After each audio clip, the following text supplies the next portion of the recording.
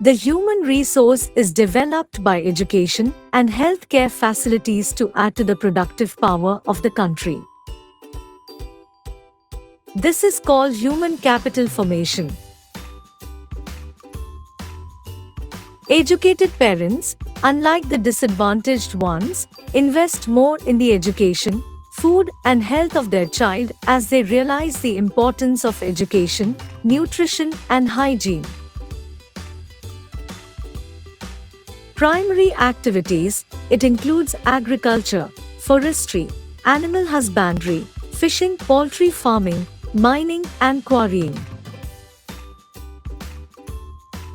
Secondary activities, it mainly includes manufacturing.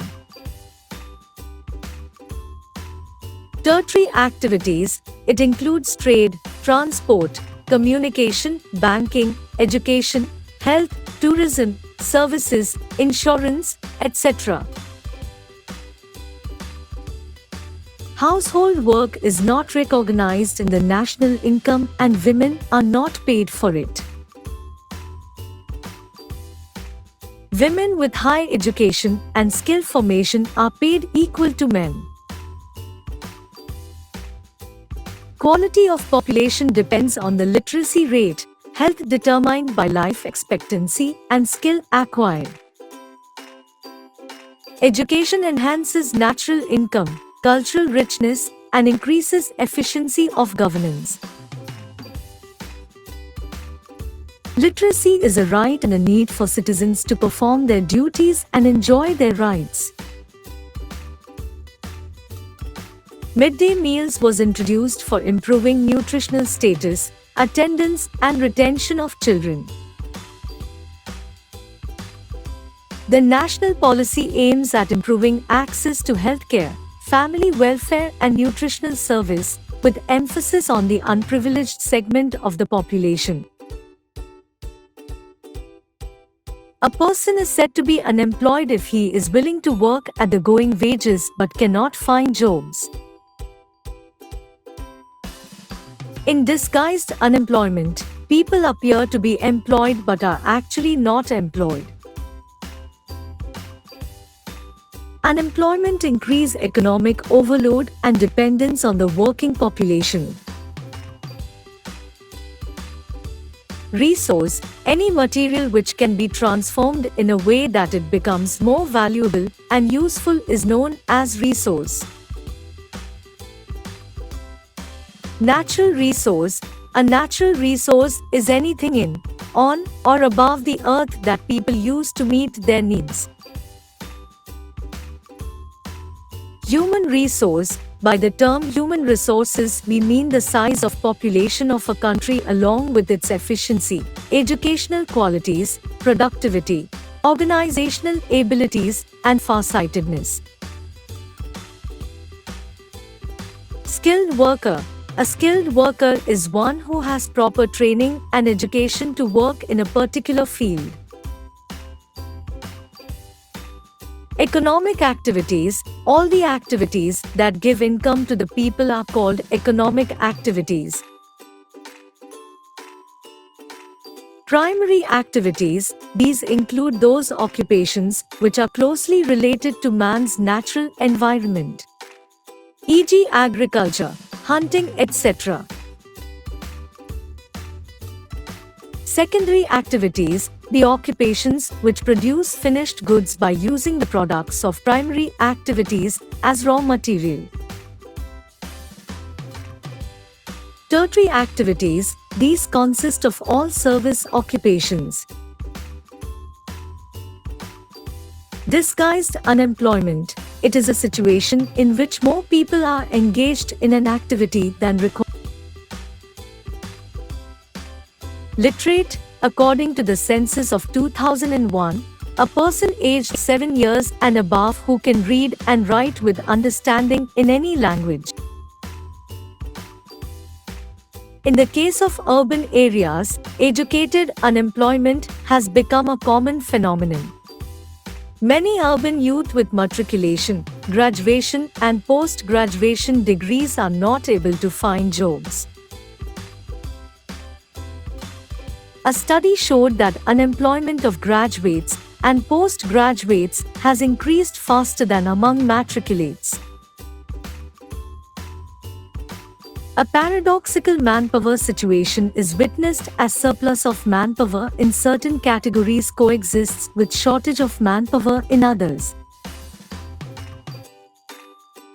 There is unemployment among technically qualified persons on one hand, while there is dearth of technical skills required for economic growth. So we can say that educated unemployment is indeed a peculiar problem of India. Agriculture sector in India is suffering from disguised unemployment, and there is no more possibility of further employment.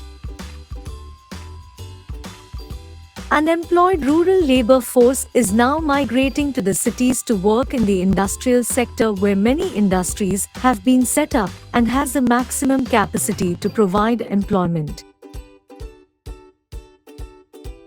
The educated unemployed can also find jobs in the service sector or the tertiary sector. Vocational education should be encouraged so that after education, people do not have difficulty in getting jobs because they will better trained for work.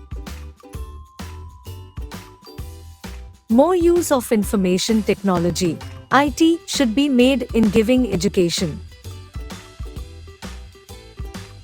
Education should cater to the needs of the employment markets.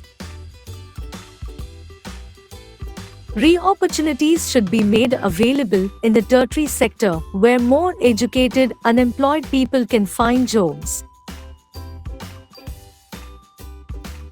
Land, labor, physical capital, and human capital are very important for the growth and development of the society and the economy.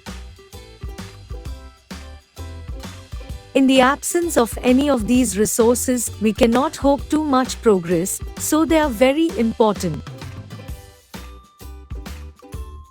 However, human capital is the most important capital because all other types of capital can be utilized only by humans. If humans do not develop and process other capital or resources and make them usable, they would remain underdeveloped and unutilized because on their own they are useless and of no use to anybody. If we develop human capital, all others will automatically develop and lead to progress. Children of educated parents get better opportunities and support in their education.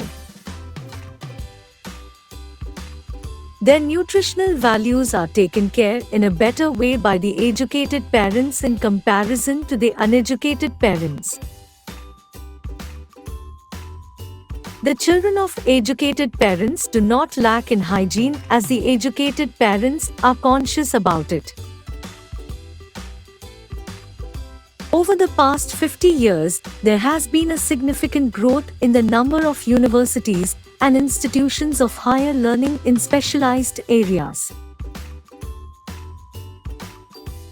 The plan outlay on education has increased from 151 crore rupees in the first plan to The expenditure on education as a percentage of GDP rose from 0.64% in 1951 to 52 to 3.0% in 2015 to 16 and has remained stagnant around 3% from past few years.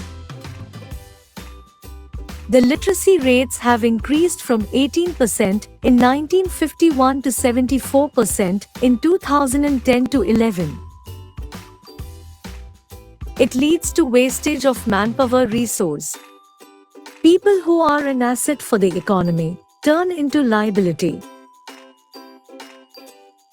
Inability of educated people who are willing to work to find gainful employment implies a great waste. Unemployment is a social evil. Unemployed people are frustrated class. There is a feeling of helplessness and despair among the youth.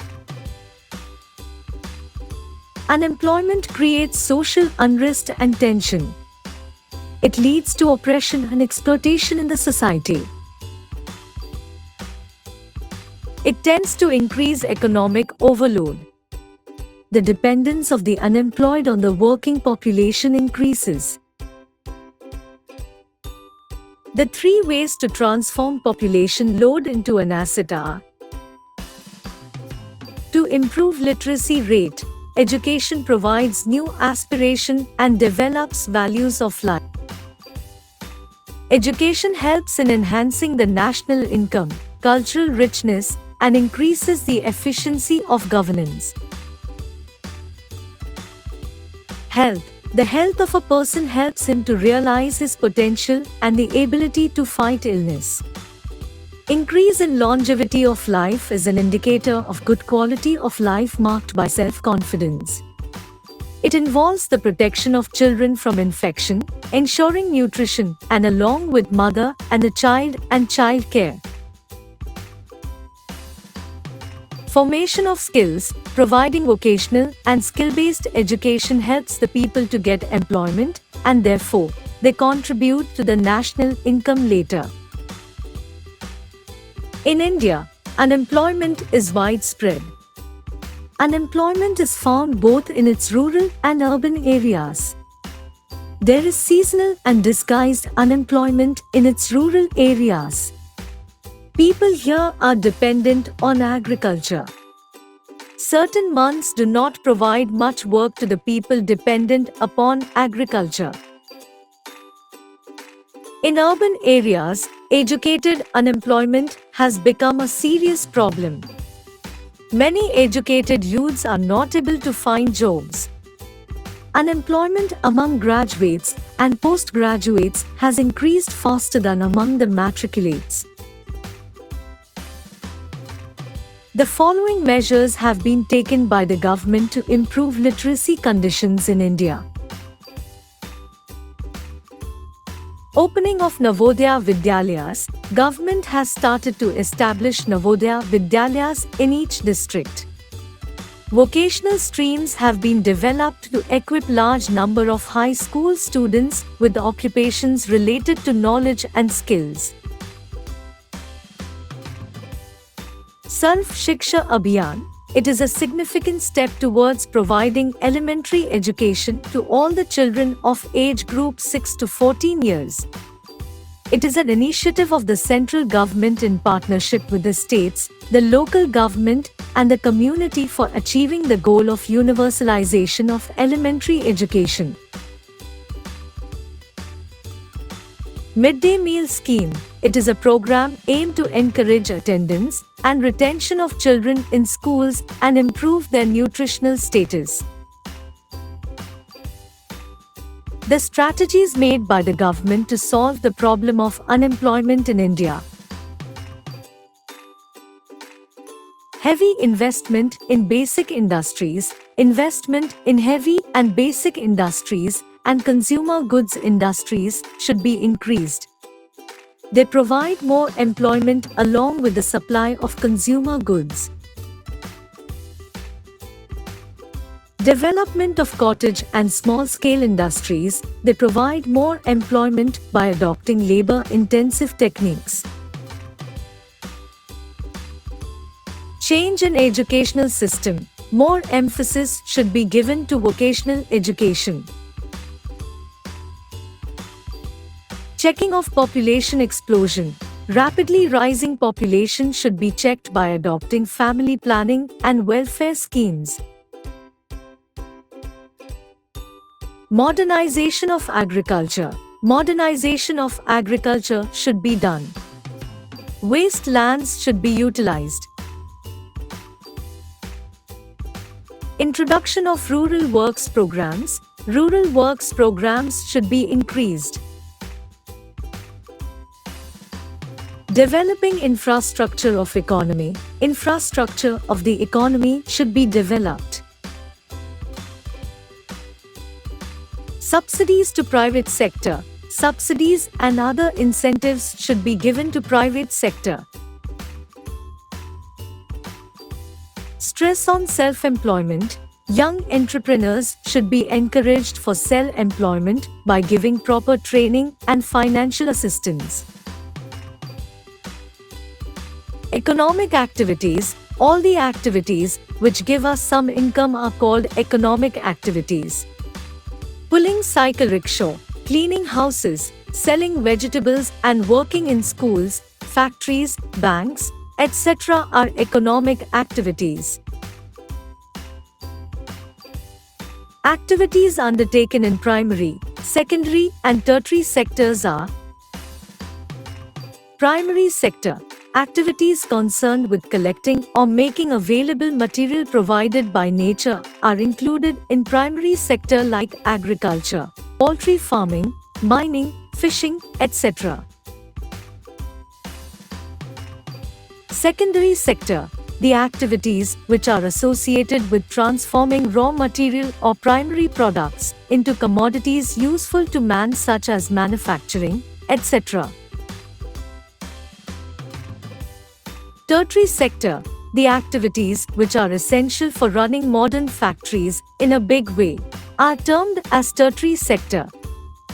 Activities like trading, banking, health, education, insurance, etc. are included in tertiary sector and all their providing services.